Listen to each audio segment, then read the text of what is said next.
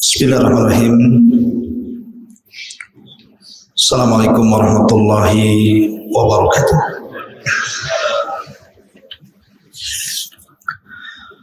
Alhamdulillah wassalatu wassalamu ala rasulillah wa ala alihi wa sahbihi wa mawalah wa la hawla wa la quwata illa billahi wa ba'du. Alhamdulillah, di malam hari ini kembali kita bisa duduk di Masjid Muhajirin. Salawat dan salam kita hadiahkan kepada Rasul kita Nabi besar Muhammad sallallahu alaihi wasallam. Lanjutkan kajian tafsir kita, masih membahas surah Al-Baqarah ayat ke 62 dan seterusnya. A'udzubillahi minasyaitonir rajim. Bismillahirrahmanirrahim. Illal ladzina amanu wal ladzina hadu wan nasara was sabiina man amana billahi wal yaumil akhir wa amila shalihan falahum ajruhum inda rabbihim wala khaufun alaihim wala hum yahzanun.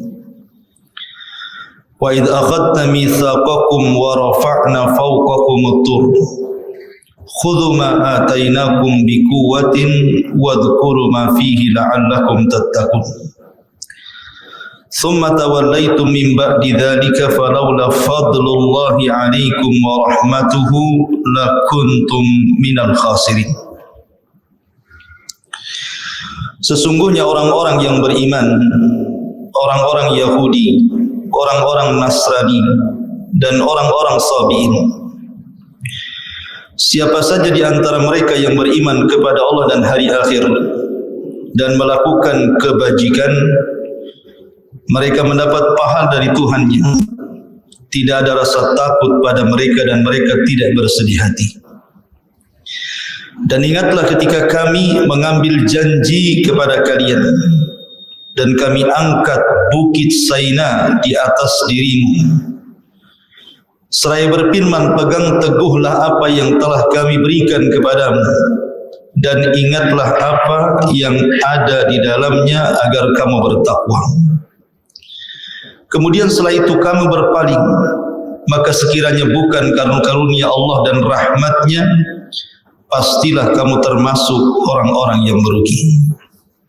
Baik. Di sini Allah Subhanahu wa taala masih berbicara tentang Bani Israel. Allah Subhanahu wa taala berfirman, innal ladzina amanu, sesungguhnya orang-orang yang beriman. Siapa orang-orang beriman di sini? Ada yang mengatakan bahwa orang-orang yang beriman dalam Al-Baqarah 62 maksudnya adalah dari kaum Ibrahim. Di zaman Ibrahim, yang beriman kepada Nabi Allah Ibrahim alaihi salatu wassalam, itulah yang tercantum dalam Al-Baqarah 62. Innal ladzina amanu. Ada juga yang mengatakan amanu di sini artinya orang-orang munafik yang mereka mengklaim beriman. Sebagaimana masyhur, bagaimana watak orang-orang munafik, zahirnya mengatakan kami beriman tapi batinnya meletakkan kekufuran. Kemudian juga Allah mengatakan walladzina hadu, dan orang-orang Yahudi. Bani Israel sebenarnya banyak, bukan Yahudi saja, karena sudah saya jelaskan nasab dari putra-putra Yakub. Ada 12 putra. Nah, salah satu putranya namanya Yahuda, sehingga turunannya disebut Yahudi. Tapi karena memang Allah karuniakan kepada orang-orang Yahudi, dari turunannya rata-rata banyak yang jadi raja Bani Israel, sehingga akhirnya kabilah-kabilah yang lain dari Bani Israel tidak dikenal. Yang dikenal adalah orang-orang Yahudi. Apalagi banyak peristiwa dan kejadian yang dilakukan orang-orang Yahudi terhadap nabi-nabi mereka. Dan Yahudi kemudian dianggap sebagai sebuah agama. Diutus kepada mereka Musa dan diturunkan kepada mereka Taurat. Walladhi wan Nasara, dan orang-orang Nasrani. Orang Nasrani itu Nasara. Kenapa disebut Nasara? Karena linusratihim li Isa bin Maryam, karena mereka menasabkan diri para pembela Isa. Makanya mereka disebut dalam Al-Quran ketika bicara tentang pengikut Nabi Isa, mereka mengatakan nahnu ansarullah. Makanya kemudian dinisbatkan kepada mereka kalimat Nasrani. Ada juga mereka disebut Nasara. Was-Sabi'in, adapun orang-orang Sabi'in, As-Sabi dalam bahasa Arab itu disebut isim mangkus seperti Al-Qadi, As-Sabi gitu ya. Dan asal kalimat As-Sabi itu artinya khuruj, keluar, karena As-Sabi ini agamanya tidak jelas. Jadi keluar dari agama satu masuk ke agama yang lain. Kemudian keluar lagi, cari lagi agama lain. Jadi keluar masuk agama. Jadi intinya tidak beragama gitu ya. Ada juga yang mengatakan bahwa Sabi ini mengumpulkan pemahaman-pemahaman dari semua agama dijadikan satu. Mungkin kalau sekarang liberal gitu ya, semua agama diambil semuanya. Ada juga yang mengatakan As-Sabi'in ini bagian daripada ahli kitab, sebagaimana pendapat Abu Hanifah rahimahullahu ta'ala. Dan ada juga yang mengatakan As-Sabi'atu artinya pengikut Nabi Allah Yahya. Tetapi apakah orang yang beriman di zaman Nabi Ibrahim, ataukah orang-orang Yahudi, Nasrani, ataupun As-Sabi'in, kalau mereka tidak beriman kepada Allah Azza wa Jal, percuma. Makanya Allah mengatakan man amana billahi wal yaumil akhir. Kalau seandainya mereka-mereka ini mau beriman kepada Allah Subhanahu wa taala, mengikuti nabi-nabi yang diutus kepada mereka dan hari akhir, falahum ajruhum inda rabbihim, mereka dapat pahala. Dan kalau seandainya mereka tidak beriman, lalu apa penasaban mereka kepada agama-agama di zamannya? Mengatakan bahwa kami pengikut Ibrahim, kami pengikut Musa, Isa atau yang lainnya, kalau seandainya mereka tidak beriman. Makanya sebagian para ulama mengatakan, apakah ayat ini bicara tentang sebelum diutusnya Nabi ataukah setelah diutusnya Nabi? Sebab kalau sudah diutusnya Nabi, walaupun mereka pengikut Ibrahim, walaupun mereka pengikut Musa, walaupun mereka pengikut Yahya ataupun Isa, maka tidak ada gunanya. Kenapa? Walaupun mereka beriman, kalau mereka tidak mengikuti Nabi sallallahu alaihi wasallam. Karena Allah Subhanahu wa taala berfirman dalam Al-Qur'an, "Wa man yabtaghi ghairal islami dinan falan yuqbala minhu wa huwa fil akhirati minal khasirin. Inna ad-dina indallahil Islam." Siapapun yang mencari selain agama yang dibawa Nabi, maksudnya agama Islam, selain tidak diterima termasuk orang rugi. Karena agama yang diridhoi satu-satunya hanyalah Islam. Bagi ulama yang membawa ayat ini dihapus dengan waman yabtaghi ghairil islami dina, berarti tidak ada gunanya mereka beriman kepada agamanya mereka masing-masing. Tapi kalau ayat ini dibawa kepada sebelum Nabi, mungkin. Karena bagaimanapun sebagian ulama mengatakan bahwa ini Allah Subhanahu wa taala membuat tartib zamani, tartib sesuai dengan zaman. Artinya orang-orang di masa Ibrahim yang beriman kepada Ibrahim, maka mereka orang yang paling mulia di zamannya. Orang-orang Yahudi yang beriman kepada Musa, mereka orang yang paling mulia di zamannya. Orang yang beriman kepada Isa atau kepada Yahya, Nasrani atau Sabi'in, maka orang yang paling mulia di zamannya. Itu kalau mengikuti tafsiran bahwa ayat ini terjadi sebelum diutusnya Nabi sallallahu alaihi wasallam. Tapi kalau sudah diutusnya Nabi, maka keimanan mereka tidak ada gunanya. Karena Rasul mengatakan dalam sebuah hadis, la yasma'u bi Yahudiyun wala Nasraniyun. Tidak satupun Yahudi dan Nasrani yang mendengar kedatanganku, summa lam yu'min bi, kemudian tidak beriman kepadaku,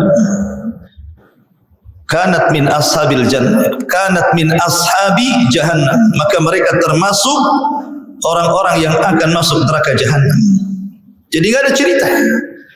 Tidak boleh ada orang Yahudi atau Nasrani atau Sabi'in atau orang-orang di zaman Nabi Ibrahim yang kedatangan Nabi SAW kemudian tidak mengikuti Rasul kecuali sesat mereka. Makanya Rasul mengatakan laukana Musa, dalam riwayat Isa hayyan, kalau seandainya Musa dan Isa hidup, summa taba'tu, kemudian kalian mengikuti dia, wa taraktumuni, dan meninggalkan aku, kata Rasulullah, la dhalaltum, kalian pasti sesat.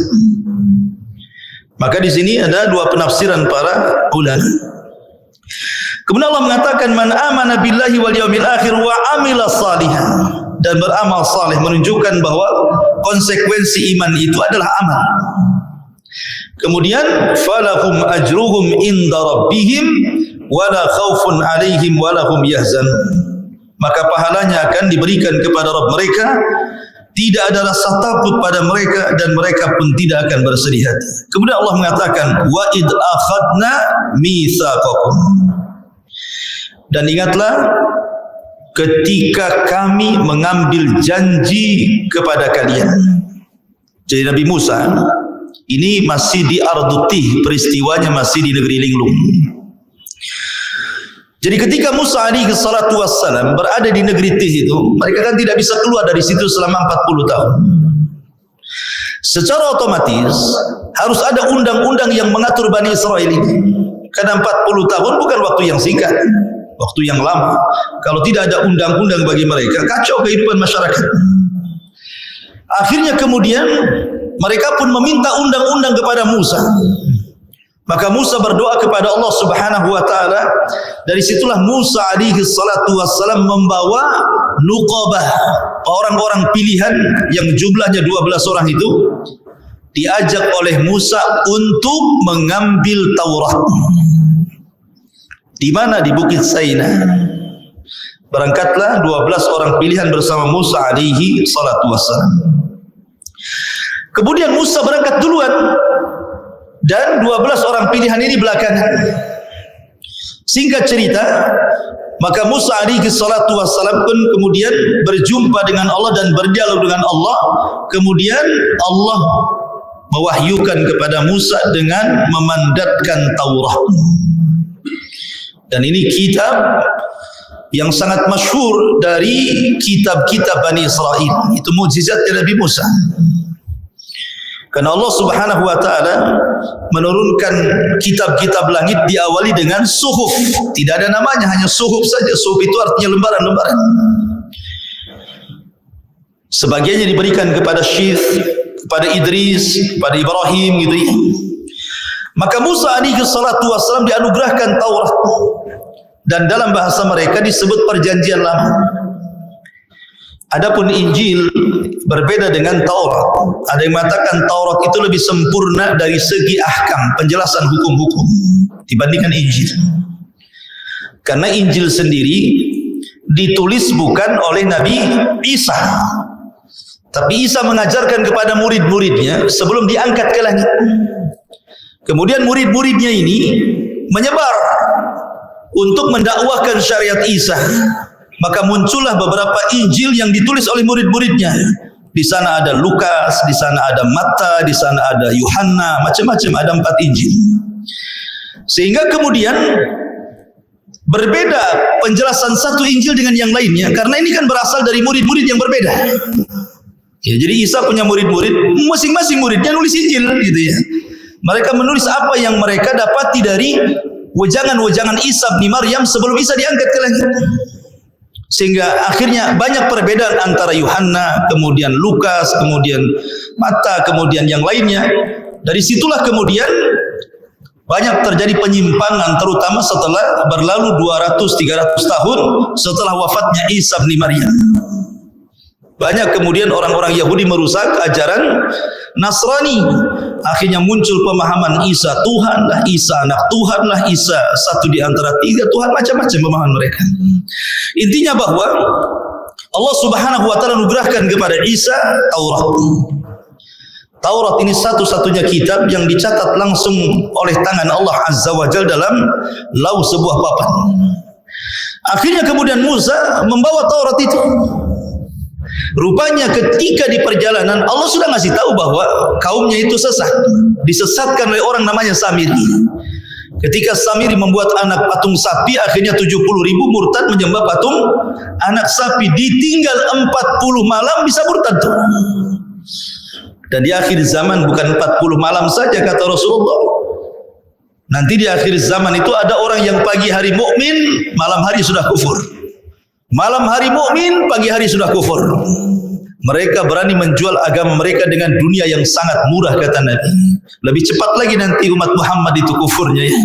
Karena pagi beriman, malam sudah kufur. Ini masih mendingan 40 malam kan. Dan itu terjadi di akhir zaman kata Nabi SAW.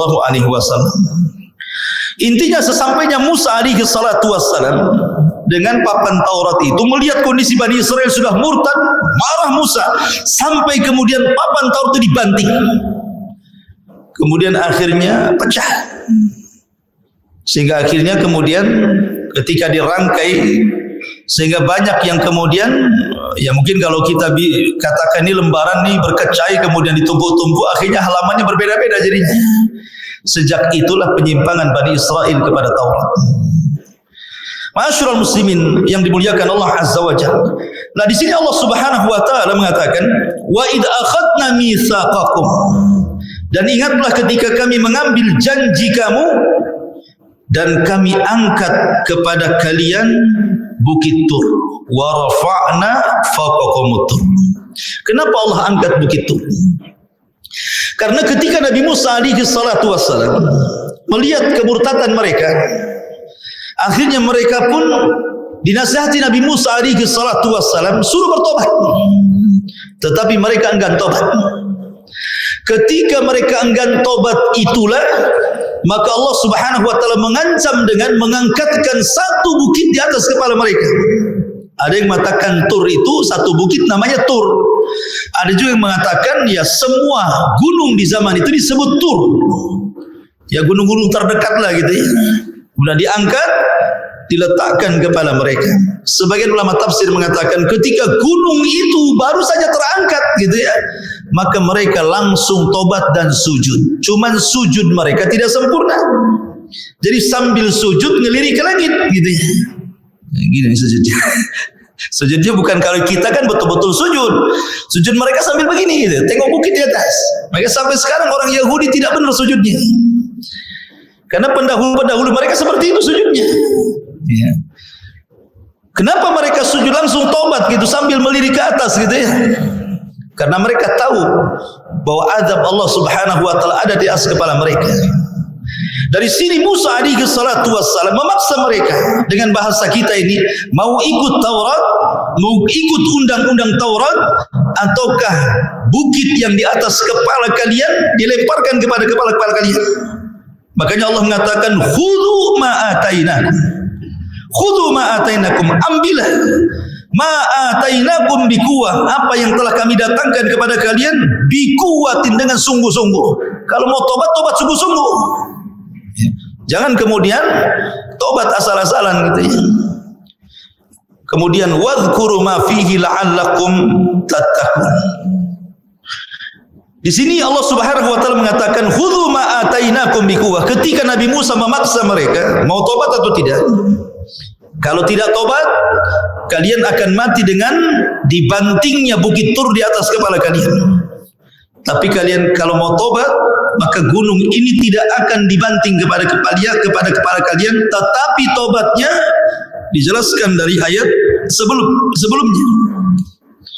Di mana Allah Subhanahu wa taala mengatakan faqtulu anfusakum dzalikum khairul lakum inda bariikum fataba alaikum innallaha huwat tawwabur rahim. Maka kalian harus saling bunuh di antara kalian. Saling membunuh di antara kalian itulah tobat kalian. Dan tentu mati di atas tobat jauh lebih baik dibandingkan mati di atas kesyirikan. Karena mereka menyembah ijad, menyembah patung anak sapi. Maka mereka bertobat semuanya, kemudian saling bunuh di antara mereka. Sehingga Allah Subhanahu wa taala katakan, wadhkuru, dan ingatlah, ma fihi, apa yang ada di dalamnya, la'allakum tattaqun, agar kalian bertakwa. Di sini Allah ingatkan orang-orang Yahudi, Bani Israel yang ada di kota Madinah di zamannya. Lihat bapak kalian seperti itu, nenek moyang kalian seperti itu. Summa tawallaitum min ba'di dzalik falaula fadlullahi 'alaikum wa rahmatuhu lakuntum minal khasirin. Tetapi apa yang terjadi dengan Bani Israel? Bani Israel itu memang betul-betul ya, sudah jelas-jelas kawannya bertobat, kemudian saling membunuh gitu. Ini yang hidup, yang sisa yang hidup itu yang menyaksikan bagaimana mereka saling membunuh sehingga 70.000 mati bergelimpangan. Apa yang terjadi? Summa tawallaitum, kemudian kamu berpaling lagi. Ya. Mim ba'di dzalika, setelah peristiwa itu, laula fadlullahi 'alaikum wa rahmatuhu lakuntum minal khasirin. Kalaulah bukan karunia Allah kepada kalian, rahmatnya kepada kalian, tentu kalian termasuk orang-orang yang rugi. Jadi rahmat Allah luar biasa diberikan kepada Bani Israel. Mereka sudah bermaksiat, bertobat Allah ampuni, maksiat lagi, bertobat Allah ampuni. Dan begitulah Allah Subhanahu wa taala, wasi'at rahmatuhu kulla syai'. Jadi rahmatnya itu meliputi segala sesuatu. Makanya kita tahu, kalau kita cerita tukang sihir di zaman Musa, tukang sihir di zaman Musa itu tidak pernah satu kali pun beriman kepada Allah, beramal pun tidak. Mereka sehari-hari hanya belajar sihir dan sihir kesyirikan.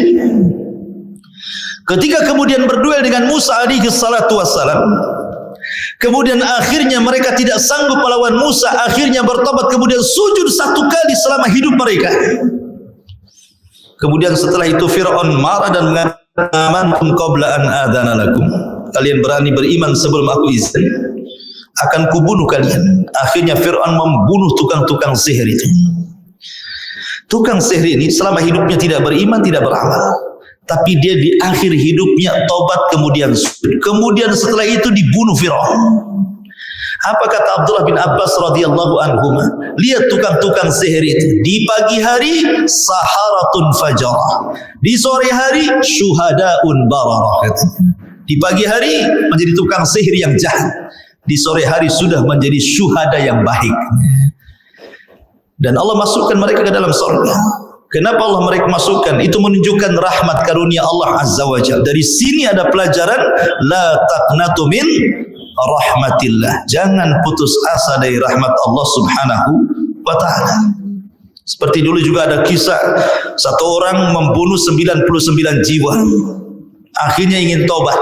Salah orang minta fatwa. Datang kepada seorang ahli ibadah yang enggak punya ilmu. Dia mengatakan, Tuhan, saya ingin bertobat, adakah tobat bagiku? Kata rahib pendeta ini mengatakan, tidak ada, dosamu sudah membumbung ke langit, katanya. Marahlah dia, ditusuknya si rahib itu, genaplah 100 jiwa. Akhirnya dia tidak putus asa mencari orang-orang yang bisa mengantarkan dia kepada tobatnya. Berjumpalah dengan seorang alim, betul-betul alim. Kata orang alim ini, kau bisa bertobat dan diterima tobatmu asal kau cari lingkungan yang baik. Di sana ada desa semua orang baik, orang soleh, orang taat. Kau gabunglah bersama mereka. Berjalanlah orang ini ke desa yang dituju orang alim. Di tengah jalan belum sampai dah mati. Ketika mati datang 2 malaikat, satu malaikat azab, satu malaikat rahmat. Kata malaikat azab, ruhnya pantas masuk neraka. Sudah 100 nyawa dia bunuh. Kata malaikat rahmat, tidak, ruhnya harus masuk surga. Kenapa? Karena sudah keinginan bertobat. Akhirnya tarik-tarikan dia. Maka Allah utus malaikat qadi pemutus. Kata malaikat pemutus ini, sudah gini saja, ukur saja bumi itu, dari arah dia mati ke arah tempat yang dituju, atau dari arah mati ke tempat dia bertanya kepada orang alim. Kalau dia dekat kepada tujuan, masukkan ke surga. Tapi kalau masih jauh dan dekat kepada orang yang ditanya, masukkan ke neraka. Subhanallah. Hakikatnya bumi itu sebenarnya dia lebih jauh kepada desa yang dituju dan lebih dekat kepada orang yang bertanya. Tapi karena rahmat Allah Subhanahu wa taala luas, Allah lipat bumi itu sehingga kemudian desa yang dituju jauh lebih dekat dibandingkan orang alim yang ditanya. Akhirnya kemudian yang berhak mendapatkan terus siapa? Malaikat rahmat. Begitulah rahmat Allah Subhanahu wa taala. Dulu di zaman Bani Israel ada dua orang bersaudara. Dua-duanya ini bersaudara, tapi yang satu orang ahli ibadah, yang satunya pula ahli maksiat. Kan begitu ya dalam keluarga itu. Kadang-kadang kita sudah ngaji, keluarga mungkin satunya masih maksiat gitu ya. Dalam keluarga kan tidak semuanya baik, ya tidak semuanya jahat. Pasti di antara lingkungan itu pasti ada yang baik, ada yang jahat. Jadi zaman Bani Israel ada dua orang, satu alim, abid, satu jahat. Yang abid ahli ibadah ini memang baik, setiap hari nasihati saudaranya, tub ilallah, bertobatlah kau kepada Allah, si maksiat aja kau ini. Enggak mau didengar juga.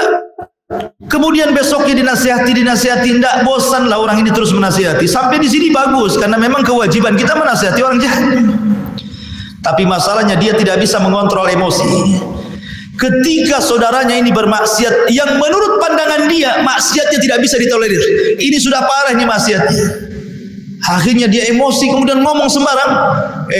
Lam tatub, kalau kau tidak bertobat, wallahi, bersumpah pula dia, wallahi demi Allah, la yaghfirallahu lak aw la yunjika minan nar. Allah tidak akan mengampuni dosa-dosamu, bahkan engkau tidak akan dikeluarkan dari api neraka. Dengan pastinya dia mengatakan seperti itu. Dia tidak tahu bahwa rahmat Allah itu luas. Allah itu wasiat rahmatuhu, rahmatnya luas dibandingkan kemurkaannya. Makanya pintu sorga itu adalah 8, pintu neraka itu ada 7. Kenapa pintu sorga lebih banyak dibandingkan pintu neraka? Karena rahmat Allah lebih luas dibandingkan murkanya. Akhirnya kemudian ketika keduanya diwafatkan oleh Allah Azza wa Jalla, yang ahli maksiat Allah masukkan ke dalam sorga, yang ahli ibadah Allah masukkan ke neraka. La haula wala quwwata illa billah. Apa alasannya? Yang ahli maksiat ini karena dia bermaksiat, maksiatnya masih tahta masyiatillah, masih di bawah kehendak Allah karena dia tidak melakukan kesyirikan. Tetapi yang ahli ibadah sudah bersumpah dan sumpahnya melampaui takdir Allah dengan mengatakan demi Allah, Allah tidak akan mengampuni. Siapa yang punya ampunan? Engkau apa Allah? Allah tidak akan mengeluarkan dari api neraka. Siapa yang punya neraka? Allah yang punya neraka. Suka-suka Allah memasukkan, mengeluarkan. Karena dia sudah bicara melewati takdir Allah, Allah masukkan ke neraka. Lihat bagaimana orang ini masuk neraka bukan karena membunuh loh, bukan karena minum khamar, bukan karena berzina, karena dosa lisan. Hanya ngomong begitu masuk neraka. Kenapa? Karena lisan ini satu kalimat saja kalau membuat Allah murka sudah cukup dimasukkan orang itu ke neraka. Lihat hadis Rasul, wa innal abda la yatakallamu bil kalimati la yulqilaha balan min sukhtillah yahwi sahibuha fi nari jahannam. Terkadang ada seorang hamba berbicara satu kalimat. Lihat bahasa Rasul, satu kalimat. Rasul tidak mengatakan berkalimat-kalimat, cukup satu kalimat saja. Tetapi terkandung kemurkaan Allah di dalamnya. Dan dia ucapkan tidak sadar. Subhanallah. Yang satu kalimat yang terkandung kemurkaan Allah itu dia ucapkan tidak sadar. Mungkin lagi emosi dia ngomong gitu ya. Tetapi mengakibatkan orang yang bicaranya masuk ke dalam jahanam. Sejauh lebih jauh dibandingkan barat dan timur, kata Rasul. Ab'ad ma bainal masyriqi wal maghrib. Dari sini penting orang menjaga lisan itu.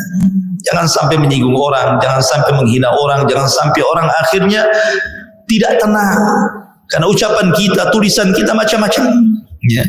Ma'asyiral muslimin yang dimuliakan Allah Azza wa Jalla. Intinya bahwa Bani Israel walaupun begitu degilnya masih juga Allah berikan karunia dan rahmat kepada mereka. Kemudian setelah itu Allah Subhanahu wa taala menceritakan lagi bagaimana watak Bani Israel. Allah mengatakan walaqad alimtumul ladzina i'tadaw minkum fi sabti faqulna lahum kunu qiradatan khasi'in faja'alnaha nakalan lima baina yadayha wa ma khalfahu wa mau'izatan lil muttaqin. Dan sesungguhnya kami telah mengetahui orang-orang yang melakukan pelanggaran di antara kamu pada hari Sabtu. Lalu kami katakan kepada mereka, jadilah kamu kera yang dihinakan. Maka kami jadikan yang demikian itu peringatan bagi orang-orang pada masa itu dan bagi mereka yang datang kemudian, serta menjadi pelajaran bagi orang-orang yang. Ayat ini memang kurang lengkap, tetapi kita ambil sebagai penjelasan yang lengkap pada surah Al-A'raf. Dan karena ayat ini disebut kisah Ashabus Sabti dalam surah Al-A'raf, tepatnya pada ayat 162 atau 163. Jadi kisahnya begini. Nabi SAW ketika sampai hijrah ke Madinah, kita tahu orang-orang Madinah ketika itu mayoritas orang-orang Yahudi, karena Yahudi terdiri dari 3 kabilah di Madinah itu. Ada namanya Bani Quraidah, ada namanya Bani Qunaiqah, ada namanya Bani Nadir. Itu kabilah-kabilah besar Yahudi. Dan yang paling besar namanya Bani Qunaiqah karena yang menguasai perekonomian Yathrib atau Madinah kala itu. Jadi Nabi SAW selalu berdialog dengan orang-orang Yahudi, selalu berdialog dengan orang-orang Yahudi, dan terkadang Yahudi pun mengetes Nabi untuk kebenaran risalahnya. Jadi karena orang-orang Yahudi itu mereka sulit didakwahi, sangat sulit didakwahi. Beda dengan orang Nasrani. Di zaman Rasul banyak orang masuk Islam, orang-orang Nasrani, tapi orang Yahudi sedikit. Walaupun pemimpin mereka Abdullah bin Salam masuk Islam dari pemimpin Yahudi, tetap saja orang Yahudi tidak beriman. Ya. Jadi Nabi SAW ingin bertanya kepada mereka tentang kakek buyut mereka. Seolah-olah Nabi SAW mengatakan, kalian seperti ini, saya mau tanya kepada kalian tentang Ashabus Sabti. Dulu kakek buyut kalian ada yang disebut dengan Ashabus Sabti, orang yang memuliakan hari Sabtu. Bagaimana? Makanya Allah Subhanahu wa taala mengatakan dalam surah Al-A'raf ayat 123, Allah mengatakan was'alhum 'anil qaryati allati kanat hadiratal bahri. Tanyakan wahai Muhammad kepada mereka orang-orang Yahudi Madinah itu tentang sebuah negeri yang terletak di dekat lautan. Ada yang mengatakan negeri ini namanya Ailah. Ada yang mengatakan negeri ini Madian. Tapi yang jelas bahwa nama tidak penting. Kalau memang penting tentu disebutkan dalam Al-Quran. Karena Quran itu mengambil ibrah dan pelajaran. Cuman ahli tafsir ada yang mengatakan tempat yang dimaksud itu adalah Ailah, dan ada yang mengatakan Madian atau perkampungan nelayan memang hidup di tepian lautan. Orang-orang Yahudi semuanya di situ.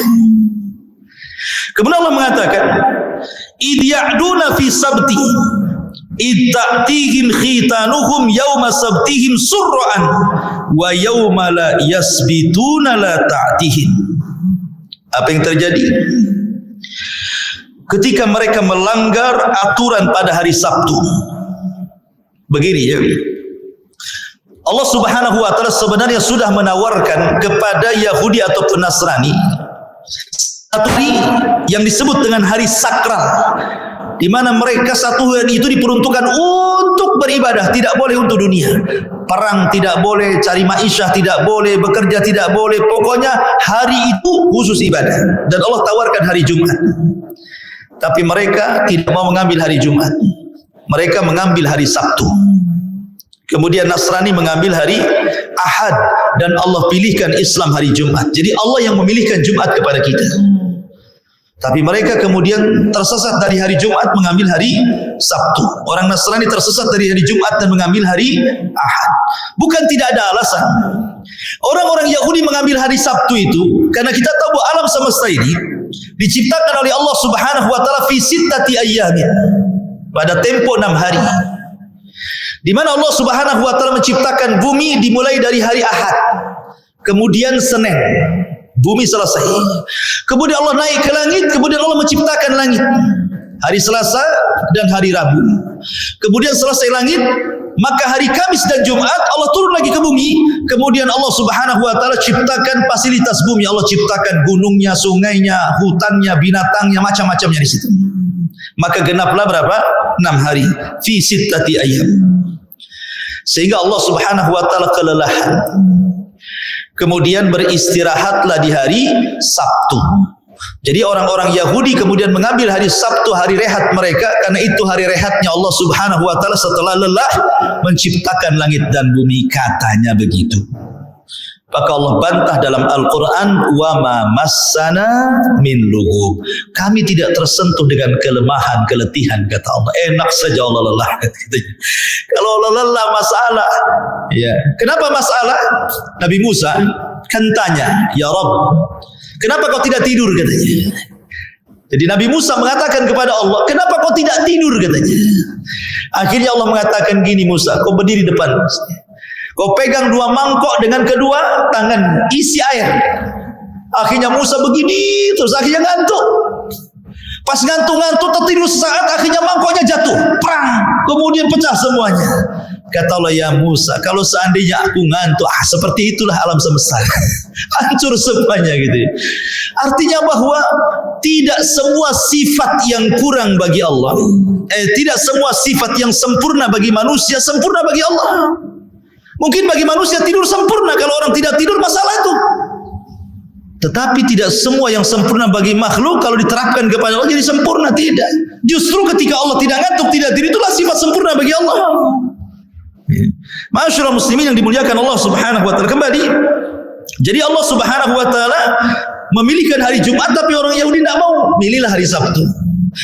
Dan Nasrani pun malah mengambil hari Ahad. Allah pilihkan Jumat kepada kaum muslimin. Intinya bahwa Sabtu menjadi hari sakralnya orang-orang Yahudi. Lah di zaman itu, di kampung Aila ataupun di kampung Madian yang tepian lautan itu, mereka diberikan aturan tidak boleh melakukan aktivitas dunia di hari Sabtu, tidak boleh kerja, tidak boleh ke laut, tidak boleh perang, tidak boleh apapun. Mereka harus masuk ke tempat-tempat ibadah mereka. Satu hari itu mereka harus beribadah kepada Allah Azza wa Jalla. Makanya Allah mengatakan, idh ya'duna fi sabti, ketika mereka melanggar aturan hari Sabtu. Kenapa mereka melanggar? Begini, kebiasaan mereka, ma'isyah mereka itu hanya satu, mereka mencari ikan. Itulah penghidupan mereka. Mereka penghidupan sebagai nelayan, tidak ada lagi pekerjaan kecuali nelayan. Sementara kemudian Subhanahu wa taala uji mereka dengan hari Sabtu. Kenapa demikian? Di hari-hari yang lain ikan itu tidak tampak. Yang mereka ke laut ya dapat, tapi sekedarnya. Tetapi dari Sabtu ikan itu pula muncul, bisa dilihat oleh mereka, loncat-loncat, bisa ditangkap dengan tangan, ke pinggir-pinggir lagi, apa enggak enak? Enggak usah dipancing, enggak usah dijaring, datang ke laut tangkap saja, loncat-loncat, kayak manggil-manggil, sini bang kan gitu. Jadi mereka akhirnya kemudian orang-orang yang kurang iman itu, makanya Allah di sini mengatakan apa? Idh ta'tihim khitanuhum yawma sabtihim sur'an, katanya. Allah mengatakan apa? Ketika datang kepada mereka ikan-ikan yang berada di sekitar mereka pada hari Sabtu, sur'an, terapung-apung di permukaan air. Saking banyaknya di lautan itu, semua terapung ikannya, loncat-loncat nampak gitu, bisa ditangkap dengan tangan. Tapi anehnya, wa yauma la yasbituna la ta'tim, tapi di hari selain Sabtu tak pula ikan itu muncul. Ikan itu tidak tahu kemana. Tapi kalau datang hari Sabtu kok ada pula ikan itu. Ini Allah Subhanahu wa taala sedang menguji Bani Israel. Allah uji itu, kuat enggak imannya. Akhirnya kemudian ada sebagian orang-orang fasik dari kampung tersebut membuat khilah, ingin membuat makar. Wa yamkuruna wa yamkurullah wallahu khairul makirin. Mereka hendak menipu Allah, menipu orang-orang yang beriman. Yukhadi'unallaha walladzina amanu. Akhirnya mereka ketika sudah masuk hari Sabtu, belum masuk hari Sabtu, ketika kan hari dalam Islam itu ketika terbenam matahari. Pemanya ini Jumat, besok mau Sabtu, berarti ketika Jumat sore terbenam matahari, berarti masuklah hari Sabtu kan itu. Jadi mereka pandai, mereka jaring di sore hari Jumat, dipasanglah jaring-jaring mereka itu. Jadi mereka dikeruk, dibuat jalan, ya dibuat jalan supaya ikannya nanti kalau ada masuk ke perangkap mereka gitu. Jadi akhirnya mereka membuat perangkap di hari Jumat itu, di sore hari Jumat, untuk mengambil ikan di hari Sabtu. Kemudian mereka pun memanennya hari Ahad. Mereka mengatakan kami tidak ngambil ikan dari Sabtu. Cuman mereka pasang jaring di hari Jumat untuk ikan di hari Sabtu ditangkapnya hari Ahad kan itu. Yukhadi'unallaha walladzina amanu. Mereka hendak menipu Allah. Ya. Akhirnya kemudian segelintir orang ini kok enggak ada masalah. Maksudnya tidak ada azab kepada mereka. Mulailah diikuti oleh kawan-kawannya. Jadilah banyak. Buat kayak gitu semua satu kampung itu, kecuali orang-orang yang dirahmati dan beriman kepada Allah Azza wa Jalla. Makin banyaklah orang mengikuti gaya-gaya tersebut. Semua pasang jaring di hari Jumat untuk ikan hari Sabtu, dipanennya hari Ahad. Ketika kemudian lama mereka melakukan seperti dan mereka mendapatkan kesenangan dari situ. Mereka menganggap kan ikan yang kita ambil kan hari Sabtu, itu ikan hari Sabtu. Katanya kalau kita ngambil ikan dari Sabtu akan datang azab dari Allah Azza wa Jalla. Adapun azab dari Allah. Akhirnya kemudian ada yang tajarru, sebagian mereka ada yang mulai berani mengambil ikan langsung dari Sabtu. Udah nggak ada lagi cerita pasang jaring Jumat untuk diambil hari Minggu. Tidak, langsung hari Sabtunya mereka nyemplung ke laut. Mulainya sedikit, kok juga tidak turun azab kepada mereka gitu ya. Akhirnya kemudian orang-orang pun mulai ikut 1, 2, 3. Akhirnya ramelah orang ikut mengambil ikan di hari Sabtu. Di sini Allah mengatakan idh ya'duna fi sabti, ketika mereka melakukan pelanggaran di hari Sabtu. Akhirnya kemudian manusia terpecah menjadi 3. Manusia terpecah menjadi 3. Wa idh qalat ummatun minhum lima ta'iduna qauman Allahu muhlikuhum aw mu'adzibuhum adzaban syadida qalu ma'dziratan ila rabbikum la'allahum yattaqun. Kemudian dan ingatlah ketika suatu umat di antara mereka berkata, mengapa kamu menasihati kaum yang akan dibinasakan atau diazab Allah dengan azab yang sangat keras?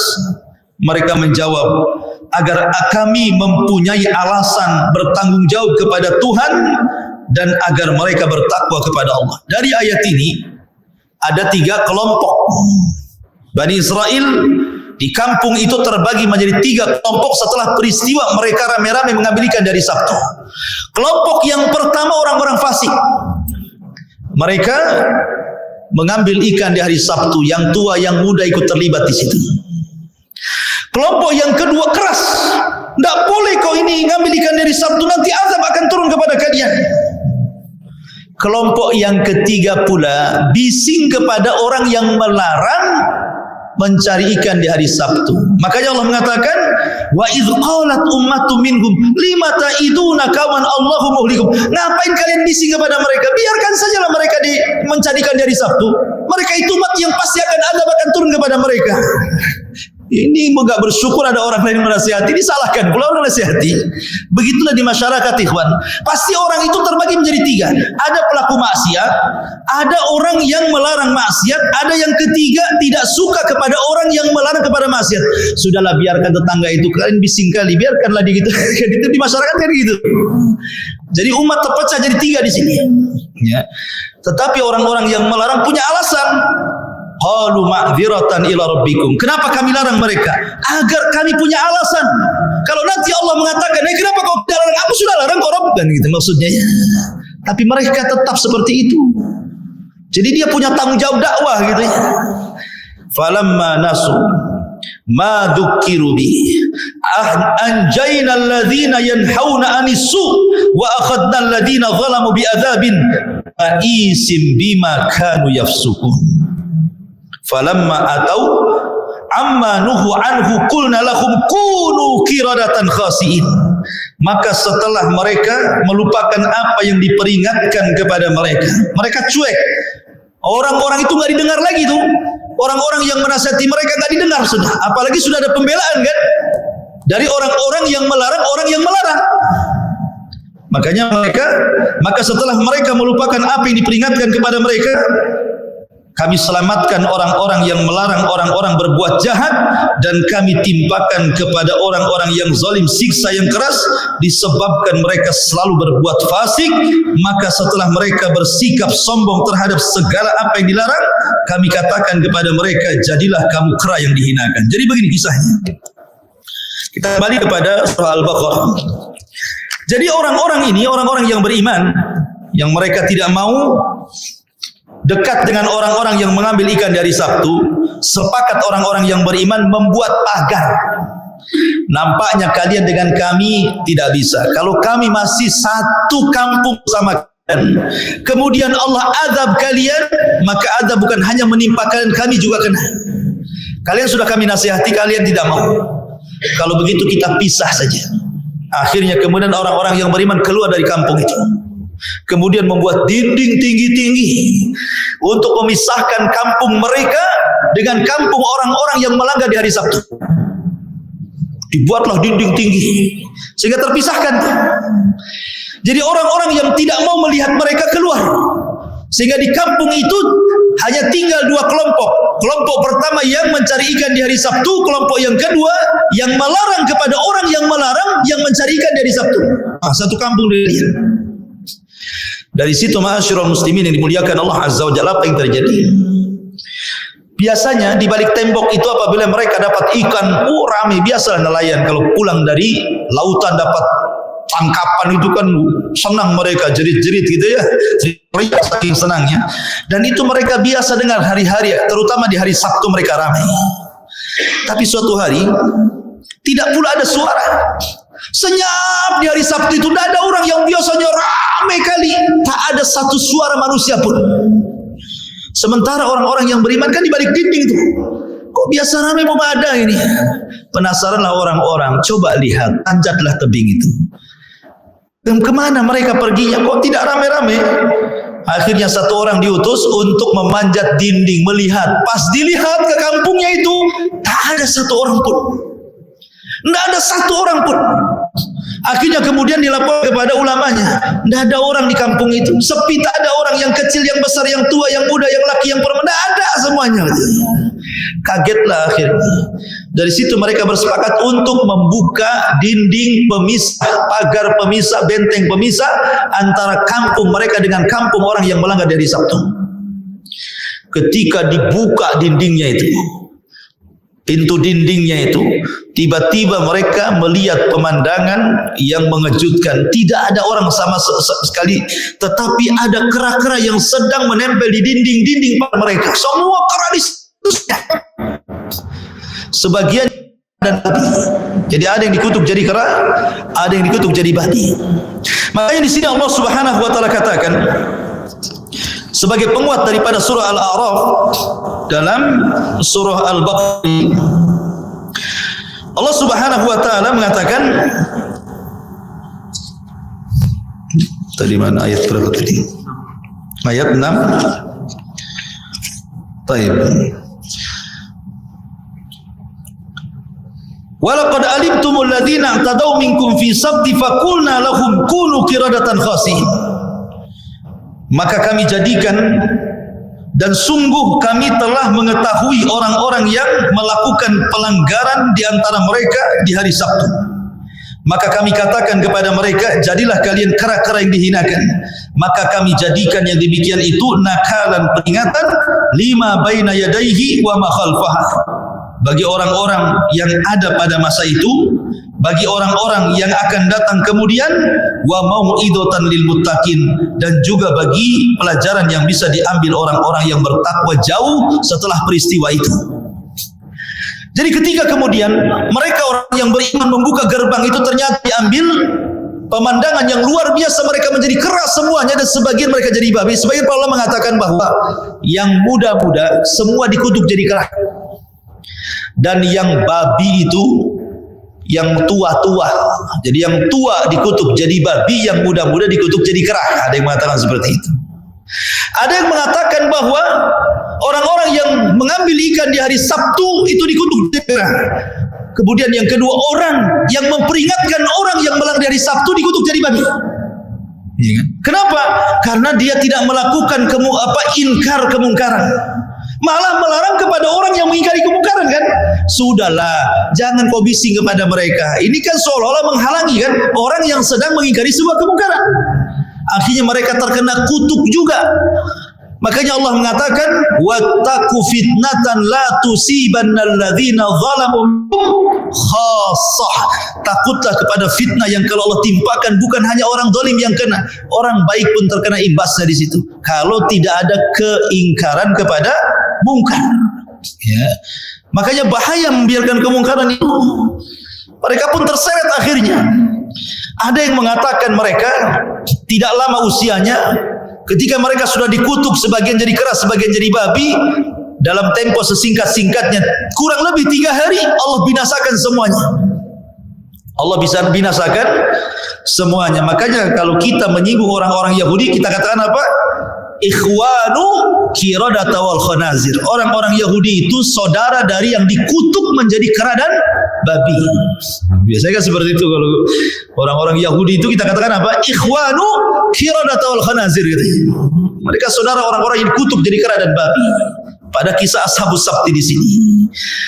Ya, tetapi walaupun demikian sudah jelas-jelas kan, mereka dikutuk jadi babi, dan orang-orang Bani Israel yang beriman melihat, kemudian mereka pun akhirnya selamat dari kutukan itu, kemudian mereka hidup di tempat lain, muncul lagi pelanggaran dari mereka. Nah, begitulah Bani Israel gitu ya. Jadi ada saja pelanggarannya, turun azab, tobat, lakukan pelanggaran lagi, tobat lagi, diterima, buat pelanggaran lagi. Begitulah Bani Israel. Makanya dalam surah Al-Baqarah paling banyak kisah-kisah pelanggaran Bani Israel, padahal Allah sudah anugerahkan nikmat yang begitu banyak kepada mereka. Seperti nanti setelahnya kita akan berkisah tentang kisah Baqarah Bani Israel.